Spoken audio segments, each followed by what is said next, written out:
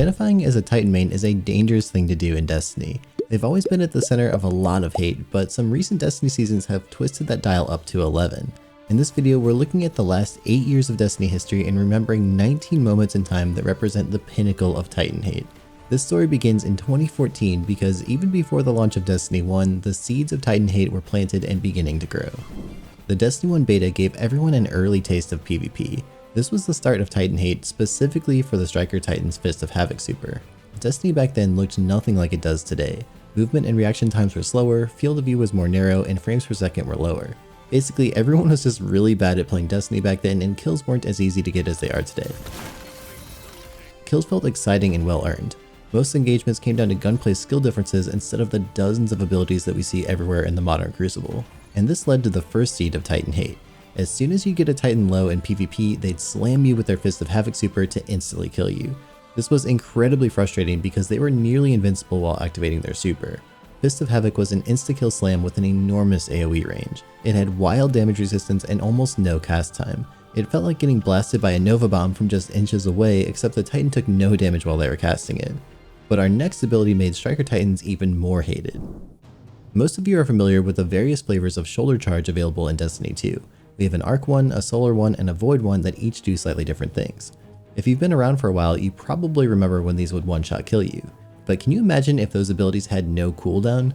In Destiny 1, shoulder charge was automatically available just after sprinting for a few seconds, and even if you hit an enemy, it wouldn't consume your melee ability for a cooldown. This was a completely separate ability, and it would one-shot kill in PvP. Many early Guardians had the times of their lives just shoulder charging everyone in sight instead of using a gun. This worked in Iron Banner, in Control, in Clash, and even in Trials. This made the Bungie forums and the Destiny subreddit foam at the mouth. Every Hunter and Warlock was screaming about how unfair the shoulder charge was in PvP. It was the only one-shot ability in the game, and it required no aiming or skill to perform. And you could do it as often as you'd like. They even added an exotic to let you shoulder charge take down supers, which became quite the fun minigame for the Destiny Titan mains out there. In modern Destiny 2, there are many ways to suppress a super and take them right out of that multi-kill streak they were about to enjoy. But back in vanilla Destiny 1, there was only one way to suppress a super, the bouncing suppressor grenade. And unlike modern Destiny, Titans were the only class with access to this fun denial grenade. Blade Dancers in particular enjoyed some lengthy kill rampages, which attracted many of the sweatier players to try out the Hunter class, but a single grenade was able to rain on their parade and pop them right out of that precious super. This made Void Titans who had mastered this grenade incredibly frustrating to play against in PvP. Titans were always supposed to be the tanky class in the Destiny universe. They were kind of like the tank in the typical MMO class trilogy, but certain Titan mains decided that they didn't want to embrace that slow-moving playstyle, so they invented their own way to play. Titan skating was movement tech invented to rapidly accelerate in a straight line. Players would quickly start and then stop their booster by spamming the jump button with a specific rhythm. This allowed Titans to pick up some impressive speed along straightaways and became a popular way to play Titan as the game's PvP scene developed. In particular, a player by the name of AE Gabriel became perhaps the best known for early mastery of the Speed Demon movement technique. It could be difficult to control for novice players, but once mastered, it opened up a completely new way to approach movement in Destiny, and it paired especially well with the hand cannon and shotgun weapon setup. But skating quickly in a straight line simply wasn't enough for Titans. They needed some extra agility, and an infamous exotic armor piece provided just that. TWILIGHT Garrison allowed Titans to dodge mid-air and completely change their trajectory. This was the perfect pairing with the speed offered by Titan skating. Now Titans could zip down a straightaway and then change directions on a dime. It provided a ton of maneuverability in the middle of a gunfight, and it even helped in PvE content to stay alive in some of those tricky platforming scenarios. The Hunters out there hated that Titans had basically stolen their unique Shade Step move, which was exclusive to the Hunter class, and made it arguably even better by allowing Titans to perform their dodge while in the air. And Warlocks were just annoyed because they became the only class in the game without the ability to quickly change directions. For the last few months, I've been trying to get into a little bit of better shape, and this month I've been trying out Factor to help me with the nutrition side of things. They're a service that delivers fresh, delicious meals right to your doorstep every week. Honestly, I was a bit skeptical at first because I've tried a few of these different prepared meal delivery services before, and I was always a bit disappointed. But I just finished my first week of meals with Factor, and every single one was really great. All of their meals are fresh and never frozen, and it's super easy to reheat them. You can just pop them in the microwave or the oven for a few minutes and you're good to go. I have a crazy schedule trying to create all these videos for you guys on multiple channels, and it saves me so much time to be able to just quickly heat up a meal and be ready to eat. Plus, it's way healthier than almost any option I can get from takeout or fast food. Every meal is really nutritious and the menu is updated weekly, including more than 27 meals and 34 add-on options. In particular, I really liked the smoothies that they included with my box. You can either choose the meals that you want, or you can just let Factor craft an order for you based on your taste preferences and your meal history. They offer meals with seafood, veggies, and meats along with keto, calorie smart, chef's favorites, vegan, and vegetarian options. If you want to try it out for yourself, you can use my link or go to go.factor75.com and use code POGPATTYJN60 for 60% off your first box. Once you click, my description will live update to count the purchases. The Taken King brought with it many changes to Destiny. We had a new destination, a new story, new raid, new weapons, and notably 3 new subclasses. Hunters got the Void Night Stalker, Warlocks got the Ticklefingers Arc Stormcaller, and Titans got the Solar Sunbreaker. But one of these 3 had a special trick up its sleeve. Sunbreakers got so much damage resistance during their super that normal sniper rifle headshots that would take down any other roaming super in PvP were ineffective against this mighty new subclass. In fact, the only way to take it down was with an extremely high impact sniper like the Black Spindle, or a high impact sniper paired with a lucky extra damage bullet. This subclass was just insanely strong in PvP. It got health back on every kill, it created a huge AoE explosion with its hammers, and it lasted seemingly forever. PvP was pretty fun back in the Taken King expansion, but the Sunbreaker Titan definitely made the Destiny community hate Titans. But Sunbreaker wasn't the only powerful Titan option for PvP. The Void subclass was called Defender, and its entire kit was built around that identity.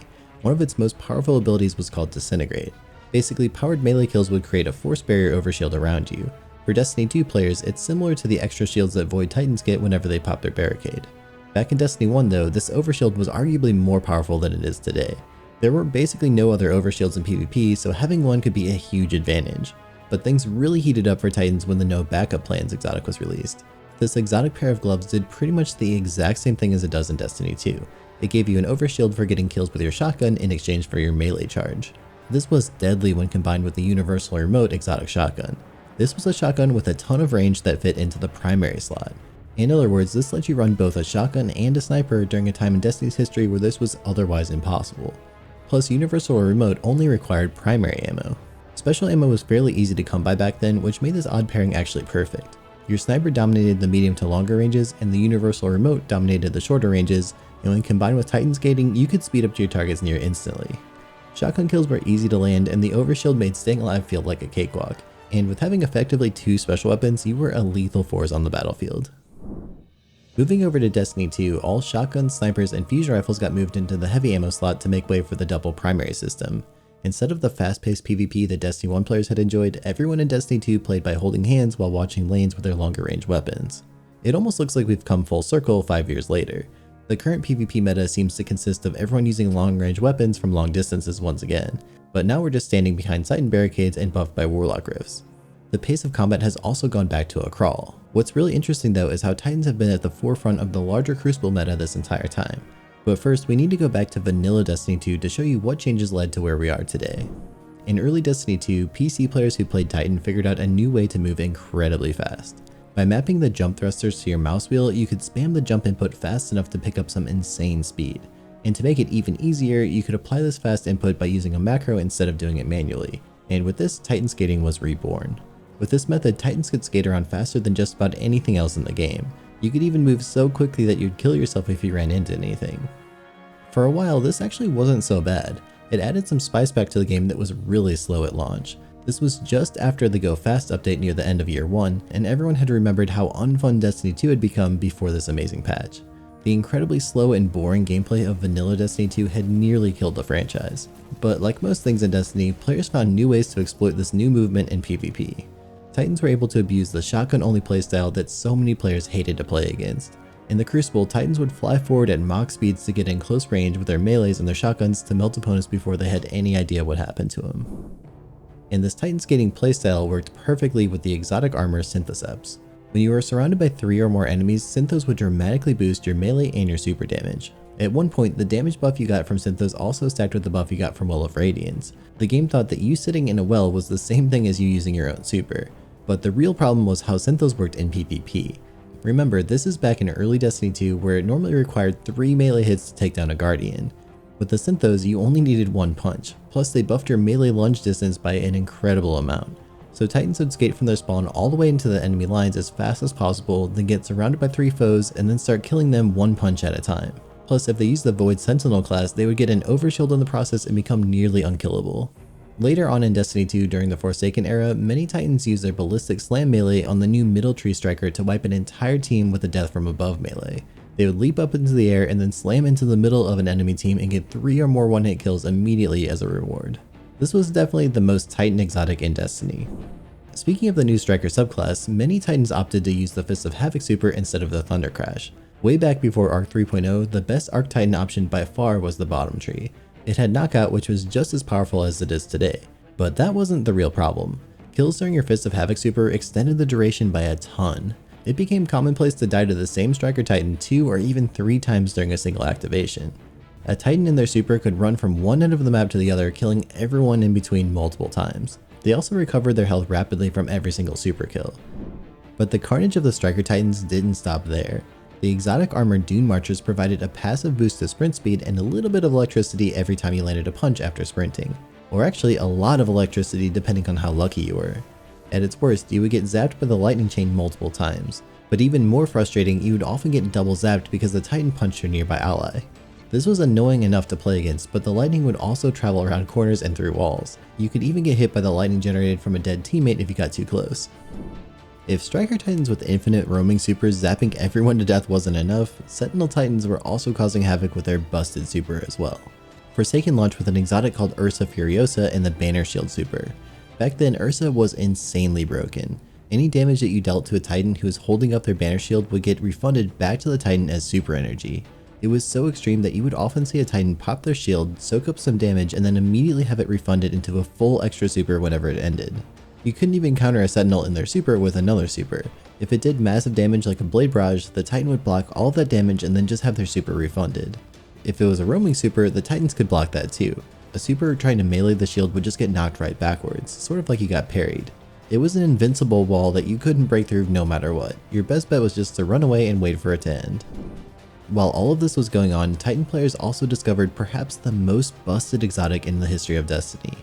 The One-Eyed Mask launched with Forsaken, giving you wall hacks anytime your enemy damaged you, and then whenever you killed the target you were tracking, you would get a huge overshield, instant health regeneration, and a damage boost. It had absolutely no downsides for all of these benefits. Once someone was inflicted with any damage, you would know their exact movement patterns and you had all of the tools you needed to defeat them. This exotic plagued the competitive playlist for months. You had to be extremely careful with how you engaged against it because a single Titan who knew how to utilize this busted helmet could easily wipe your entire team. We're moving forward in time and guess what? The one-shot Titan melee is back again.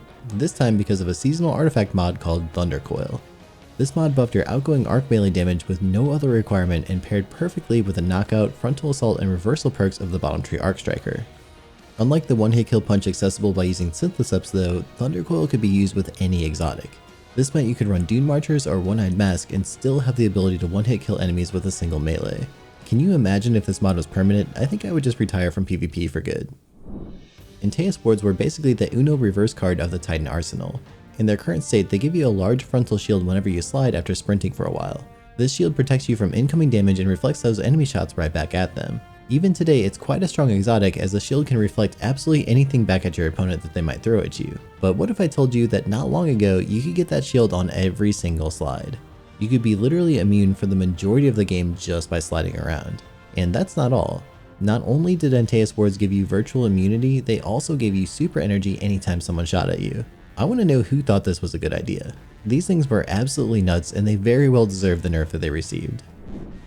At the start of Beyond Light, all 3 Stasis subclasses were incredibly strong in PvP. We can argue about which one was actually the best, but without a doubt, Behemoth was very strong. With the Cryoclasm aspect, Behemoth Titan could slide an incredible distance and their super lasted forever. But a few months later, they became even more annoying. Behemoth Titans could become incredibly tanky. Just by breaking a few stasis crystals and picking up their shards, you could get an overshield thanks to the Whisper of Rhyme Fragment. This would stack with Whisper of Chains to make Titans nearly unkillable. It was so much damage resistance that even a sniper rifle headshot couldn't take down a fully buffed up Behemoth Titan. Season of the Haunted brought with it a Titan exotic so powerful that it even challenged the One-Eyed Mask. Remember that one? For just shooting you, your opponent will give you wall hacks, a damage boost, and crazy healing with an overshield after a kill. Loreley did kind of the same thing. For just shooting you, your opponent would now give you a free sunspot. If you've recently gotten into Destiny 2, you might not remember how they worked before Solar 3.0. Today, if you check out the description for Sunspots, you'll see that you get extra ability regen and restoration from Sunspots.